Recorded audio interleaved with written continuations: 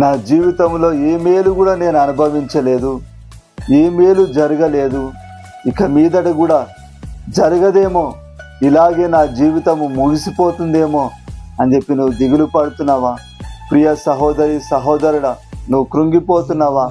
అయితే దేవుడు నీతో వాగ్దానం చేస్తున్నాడు. 103వ కీర్తన 5వ వచనంలో మనం చూసుకుంటే కనుక, పక్షిరాజు యవనం వలె నీ యవనము క్రొత్తదగుచుండునట్లు మేలుతో నీ హృదయంను తృప్తిపరచుచున్నాడు. హల్లెలూయా.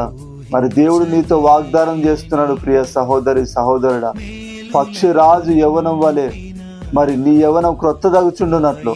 హల్లెలూయా. అంటే మరి దేవుడు నిన్ను మరి మేలుతో తృప్తిపరుస్తూ మరి దేవుడు నిన్ను బలపరుస్తున్నాడు.